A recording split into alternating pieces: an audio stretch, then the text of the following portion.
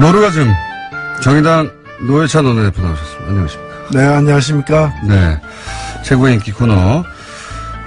그런데 원내대표님을 옆에 두고 저희가 다른 분과 전화 연결 잠깐 해야겠어요. 아, 괜찮습니다. 누구인가요? 코너인 코너. 예. 같은 당이어서 예. 별도로 뽑지 않고 코너인 코너로 만들었습니다. 어제 페이스북에 갑자기 글을 하나 올리셨어요. 예, UAE 관련해가지고 새로운 사실을 깨달았다고. 그래서 저희가 긴급히 전화 연결을 합니다. UAE 관련해서 홈런을 날리셨던 분이죠. 정의당 김종대 의원 전화 연결됐습니다. 안녕하십니까?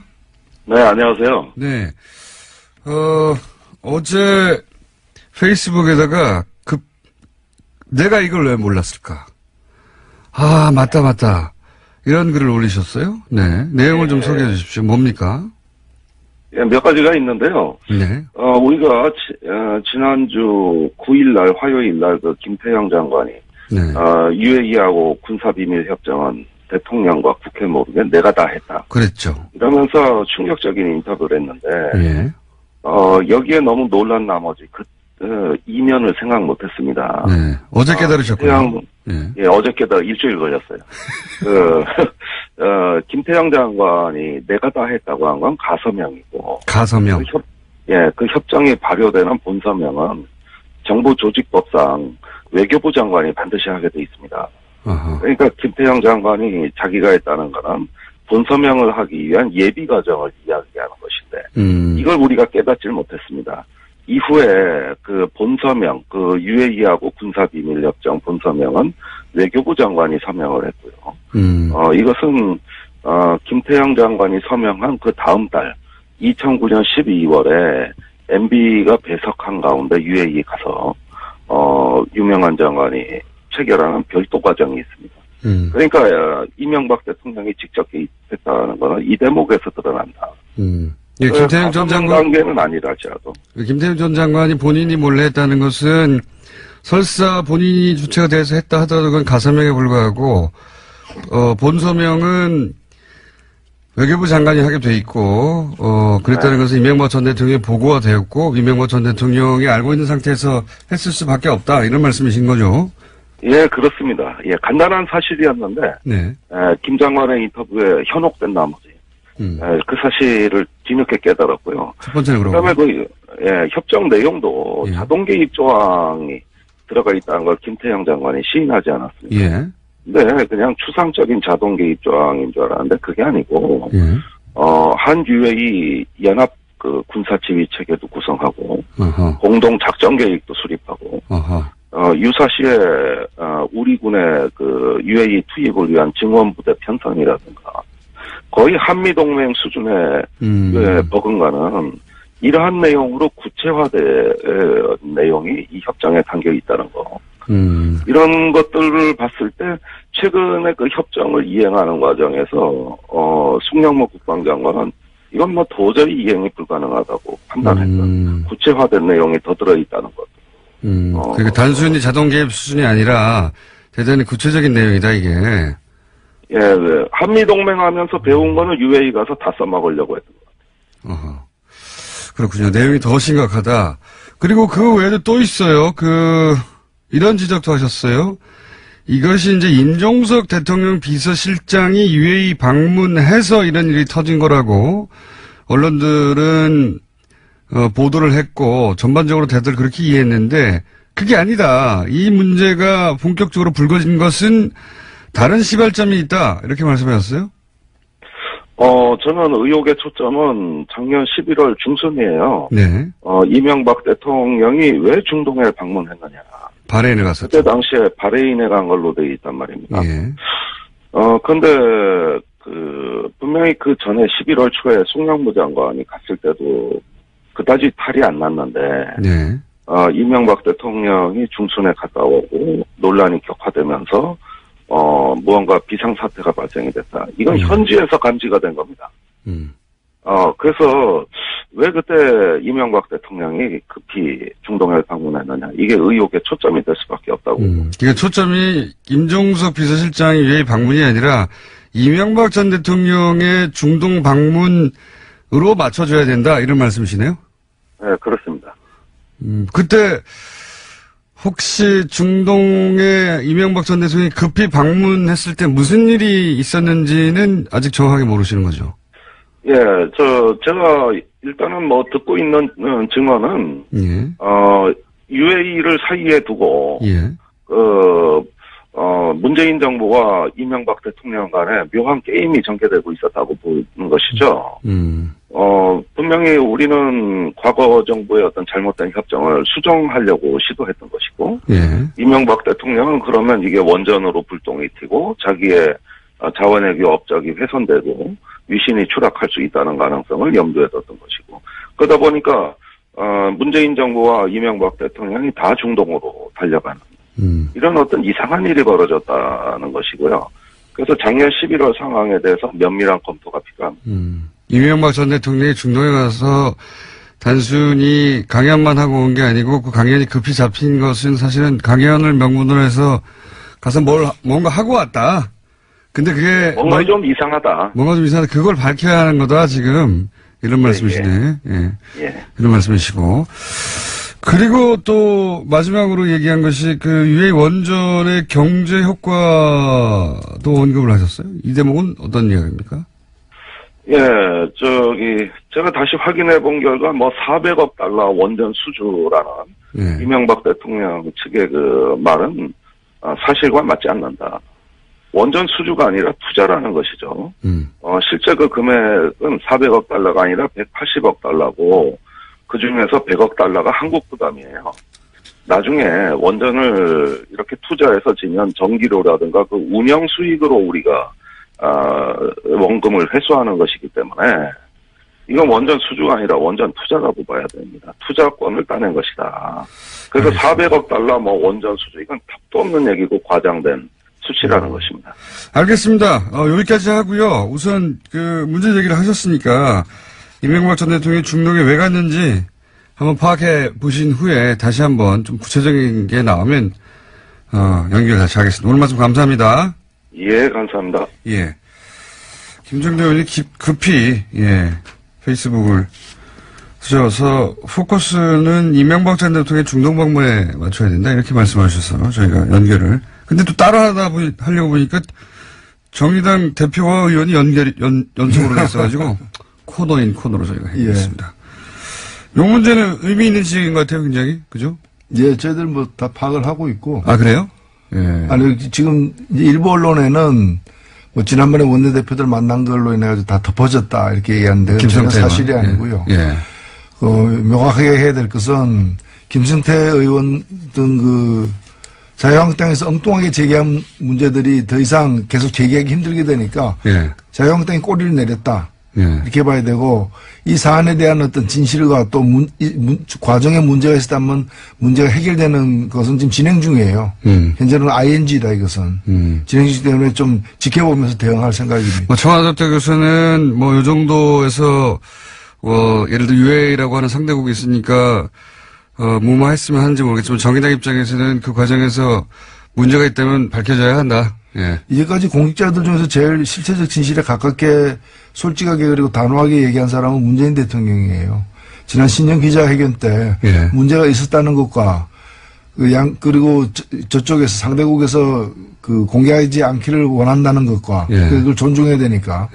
그리고 또 하나는 뭔가 그럼에도 불구하고 잘못된 문제는 수정 보완하겠다라고 얘기를 했고 미래에는 밝혀질 것이라고 얘기를 했습니다. 언젠가는 밝혀질. 그래서 수정 보완이 진행 중인 걸로 저희들은 알고 있고 예의주시하고 있다. 이명박 전 대통령은 왜 갔다고 보십니까? 그것도 저는 곧 드러나리라고 봅니다. 뭔가 좀 아시는 게 있는 표정이신데. 결국엔 천하의 비밀은 없다. 다소 관련해서도 그렇듯이 다 드러나게 돼 있습니다. 초기에 제가 이것은 뭔가 이간질이 일어난 것 같다고 제가 표현한 적이 있는데, 당대 최고의 촉입니다. 그러지 않고선 이런 일이 벌어질 수 없다. 이명박 전 대통령이 중동에 간 것은 강연이 아니라 가서 뭔가 이간질을 한 것 같다. 이렇게 표현한 적이 있는데 내용이 좀 나올 건가 봅니다. 정의당에 의해서. 자, 기대해보고요. 어제 판사 블랙리스트가 나왔어요. 게다가 양승태 대법원장을 비판하는 사람의 어떤 출마, 선거를 어떻게 대응할 것인가 하는 문건도 나오고 선거 개입이죠. 이명박 박근혜 정부 시절에 있었던 블랙리스트와 선거 개입을 고스란히 닮은 일이 사법부 내에서 일어났어요. 예, 이게 서울중앙지법의 단독 판사회의라는 이 기구가 있고요. 예. 단독 판사들의 회의체입니다. 예. 여기에 의장을 선거를 하게 돼 있는데 그동안은 쭉 이제 단독 후보가 나와서 그냥 선출이 됐어요. 예. 근데 2014년부터는 경선을 하기 시작했는데 2016년 경선 때 이 사고가 터진 겁니다. 예.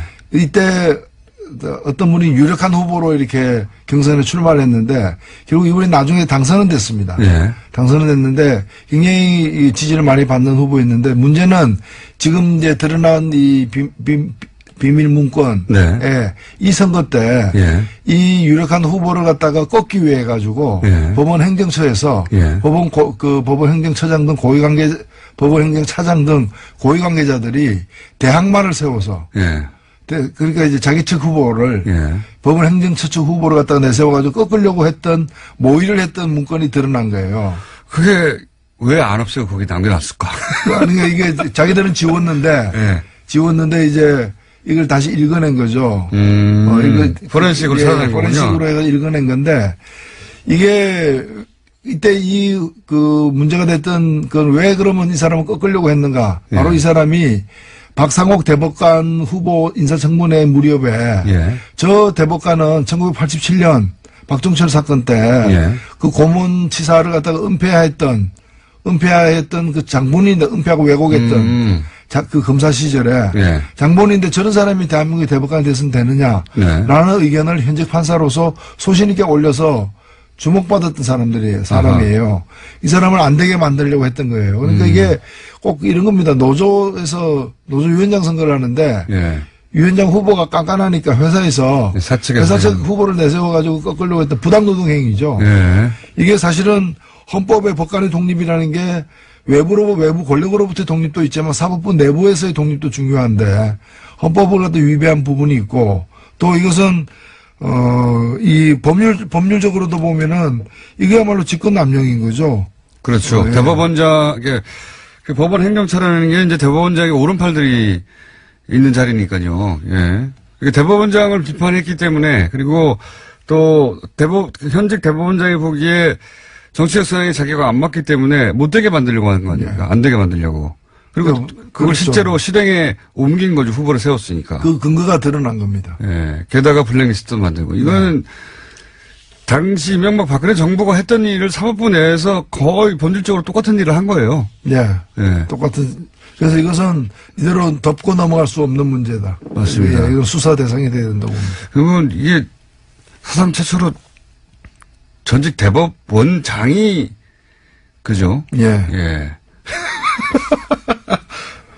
대법원장이 지금 포토라인에 쓰는 거 아니야? 이런 얘기까지 나오고 있어요. 어떻게 보십니까? 조심조심. 참 유구무원입니다. 입이 있어도 말하기가 두려운 할 말을 잃게 만드는 참담한 상황입니다. 그러니까 그런 상황을 전혀 이럴 땐 이런 표현을 쓰죠. 전혀 배제할 수 없다. 상상하기 힘든 일인데, 근데 보통 이런 얘기는 이제 추정과 또는 주장과 이런 게 난무하는 수준에서 시끄럽다가 끝나야 되는데, 이번에는 문건들이 나와버렸어요. 이게 이제 당시에 문제가 됐을 때 이 PC를 확보하고 그 PC를 계속 복원하고 있었지 않습니까? 근데 이걸 못 열게 했었죠. 그러니까 그 판사들의 어떤 자유로운 그런 이제 이 의결 과정에 그 법원의 사법부 최고 권력이 개입을 한 거예요. 그러니까요. 이제까지 이걸 태블릿 PC가 업무용 PC를 갖다 열지 못하게 했잖아요. 그때 이유가 개인정보가 들어가 있다 그랬거든요. 양승태 대법원장 시절에 못 열게 했죠. 개인 사생활이 들어가 있을 수 있기 때문에 열면 안 된다. 프라이버시 침해다고 했는데 그럼 이러한 부당한 개입이 대법원장의 사생활이었냐. 요거를 막으려고 했던 거죠, 사실. 그렇죠. 이게 문서가 드러날까봐. 근데 드러나버렸네요. 이거는 정치권이 정치권이 뭐 국정원이나 혹은 뭐 공무원사에 개입한 거는 차원이 다른 거라 그런 거를 그런 불법 행위를 판단하고 또 죄를 묻고 하는 사법부가 스스로 이런 일을 했기 때문에 훨씬 더 충격이 큰 거죠. 판사 사회 내부에서 그냥 넘어갈 수 있겠는가. 법의 최후의 보루인데 거기서 이렇게 했으니까요. 이거 그냥 넘어갈 수 없을 것 같은데요. 그렇습니다. 네. 보건소가 전염병에 감염된 거죠. 보건소가 전염병에 감염된 그럴 때는 보건소 가면 안 됩니다. 보건소가 전염병 감염된 게 아니라 보건소에서 전염병을 막 만들어내고 있었던 겁니다. 예. 그냥. 그러니까 보건소가 움직이면 그게 퍼지게 되는 거죠. 예, 그런 상황입니다. 이거, 이제 보도가 그렇게 많이 되고 있지는 않은데, 내용적으로 보면 굉장히 우리 사회에 큰 파장을 미칠 사건입니다. 예. 정치인들은 감옥에 갔다가도 다시 나와서 또 국회의원 되기도 하잖아요. 예. 사면 복권 내고 다시 그런데 이건 그거하고는 다르거든요. 정치권에서는 비일비재하던 일이었지만, 사법부에서 이러는 거는 전례가 없기 때문에. 그래서 말을 조심하시는 거죠, 지금. 그래서 놀라운 거죠. 이게 흐르는 물에는 2급수도 있고 3급수도 있을 수 있지만은 돈 주고 파는 그 고급 생수가 2급수나 3급수였다면 그 말이 안 되는 거잖아요. 양승태 전 대법원장 어떻게 해야 됩니까? 일단은 저는 엄정하게 수사할 것은 수사하고 조사할 건 조사해야 된다고 봅니다. 자, 그런 큰 사건이 하나 있습니다. 그리고, 국민의당, 바른정당도 이제 점입가경 상태입니다. 이제 되돌릴 수는 전혀 없고요. 예. 다리는 서로 건넜고요, 완전히. 근데 바른정당은 근데 또 추가로 탈당을 박인수 의원이 해서 바른정당이 한 자릿수로 줄어버렸어요. 네. 한두 명 더 할 수도 있을 것 같고. 예.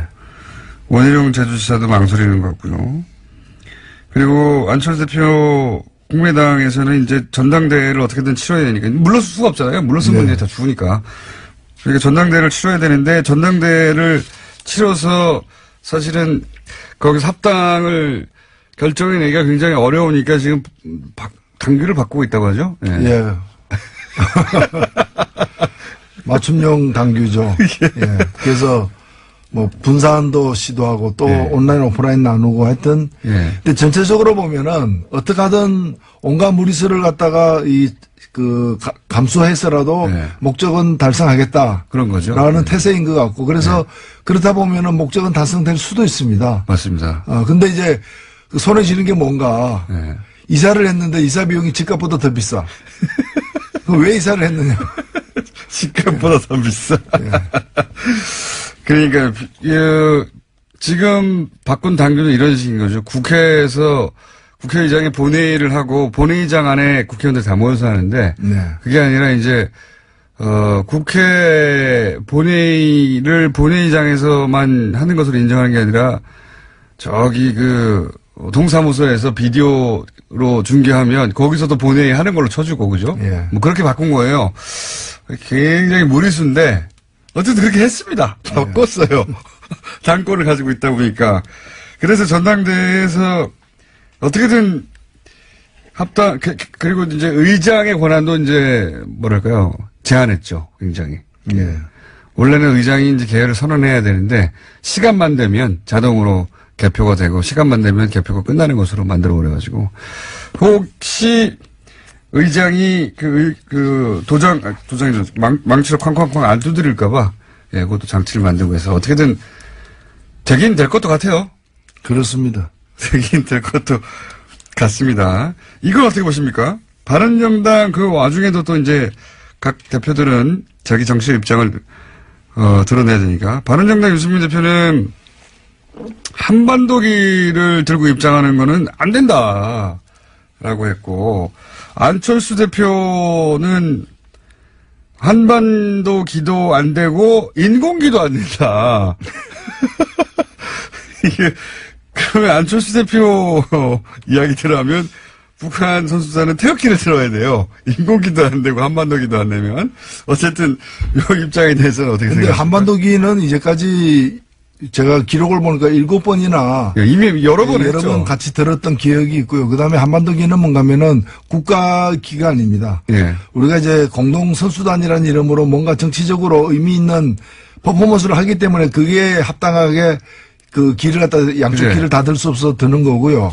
만일에 그 선수들이 입상을 하게 되고 메달을 따게 되면 올라가는 깃발은 그 자기네 국가 깃발, 인공기나 태극기가 올라가는 거고 너무 당연한 공동 선수단일 경우에는 합의에 따라서 한반도기가 올라갈 수도 있고 각각의 기가 공동으로 2개 다 올라갈 수도 있는 그런 합의가 아직 안 됐기 때문에 지켜봐야 될 거고 그래서 태극기가 안 올라간다거나 또는 인공기에 대해서 인공기를 들고 들어오면 안 된다는 얘기는 저는 상당히 충격적이에요. 그걸 어떻게 하라는 거야, 그러면? 그거는 참가하지 말라는 얘기 아니에요. 참가하면 자기 나라 국기를 드는 건데. 북한이 참가한 모든 올림픽에서 인공기를 들고 들어갔어요. 북한만이 아니라 모든 참가국가가 그렇죠. 당연한 권리죠. 너무 당연한 건데. 이게 정말 금성에서 온 분이 아닌가. 안철수 대표가 갑자기 한반도기는 안 된다. 이거는 이제 유승민 대표하고 그러니까 태극기를 들어야 된다는 의미죠. 이거는. 그렇게 이해할 수도 있는데 인공기도 안 된다는 건 제가 처음 들어본 아니 자기들 국기인데 그걸 못 들게 하는 게 말이 됩니까? 예, 전혀 진짜 뭐 외계에서 온 게 아닌가. 인공기도 안 된다는 건 처음 들어본. 전당대회가 무산되면은 한국을 떠날 수밖에 없다고 얘기했는데 떠나면 어디로 갈 것인가 저는 금성으로 갈 거라고 확신합니다. 그러니까 이제 보수적인 본인의 나는 보수적이라고 하는 색깔을 더 강하게 드러내기 위해서 그런 말까지 간 것 같은데. 근데 한반도기 처음 들게 된 게 어느 정권 때인 줄 아세요? 그게 노태우 정권 때 아닙니까? 예, 저는 굉장히 오래됐어요. 진심으로 바라건대 유승민 대표나 안철수 대표가 배워야 될 사람이 딴 사람보다는 노태우 대통령입니다. 남북관계에 대해서 그 노태우 대통령 우리가 알다시피 군부 쿠데타 세력이고 90년대 뼛속까지 보수주의자입니다. 그러나 이분이 남북관계에 대해서 어떤 인식과 태도를 보였고 어떤 그 업적을 남겼는가 남북기본 합의서를 포함해서 그건 좀 보고 배우기를 바랍니다. 이게 진짜 90년대에 끝난 이야기거든요, 이거는. 예. 한반도기를 들었다고 해가지고 우리가 북한 편을 드는 것도 아니고. 들면 한반도기를 들어야지, 일본 열도기를 들 겁니까? 근데 이게 2018년에 다시 한반도기는 안 된다고 하는 게, 야, 이 시계를 거꾸로 들어도 너무. 한반도기는 안 된다고 할 것 같으면은 남북 대화 안 된다. 이렇게 얘기해야 앞뒤가 맞는 얘기인데 그런 얘기는 또 왜 안 하는 거죠? 이거 한반도기를 들고 다니엘 탁구팀이 세계대회를 우승한 적도 있고요. 그렇죠. 이미 너무 많아요, 이 기록은.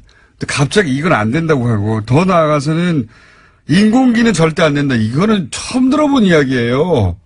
어디서도 들어본 적이 없는, 그런 이야기들을 오고 가고 있습니다. 네.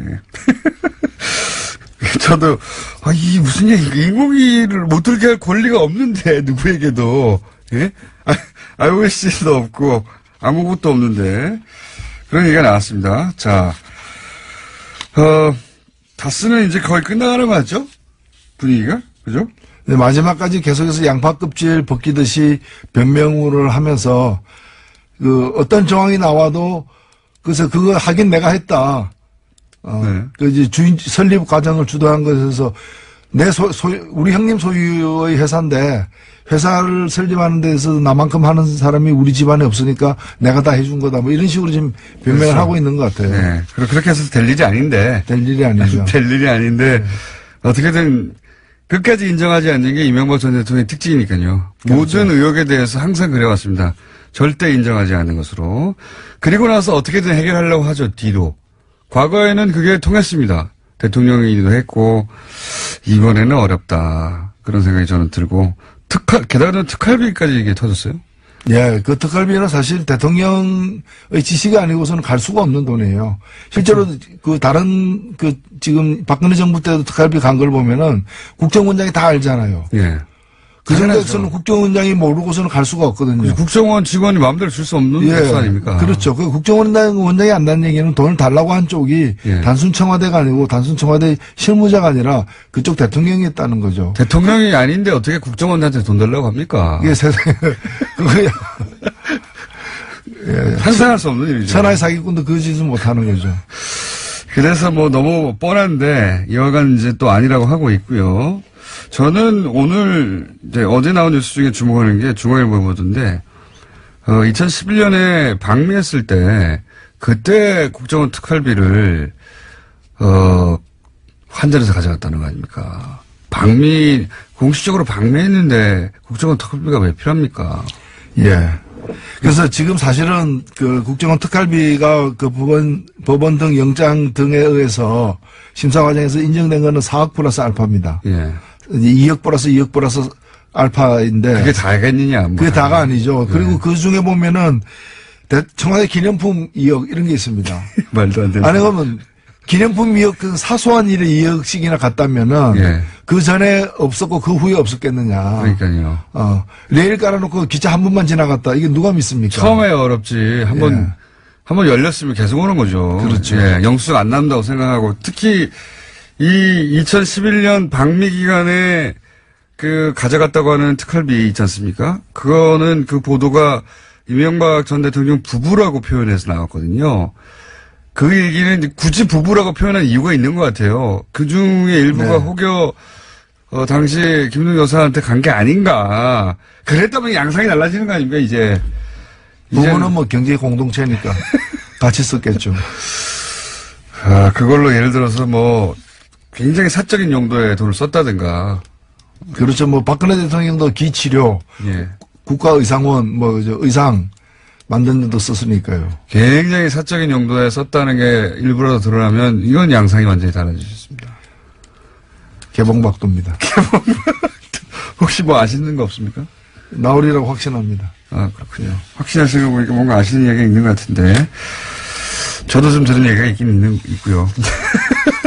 방송 끝나고 한번 맞춰봐야 되겠습니다. 자, 여기까지 듣겠습니다. 지금까지 정의당 노회찬 원내대표였습니다. 감사합니다. 네, 감사합니다.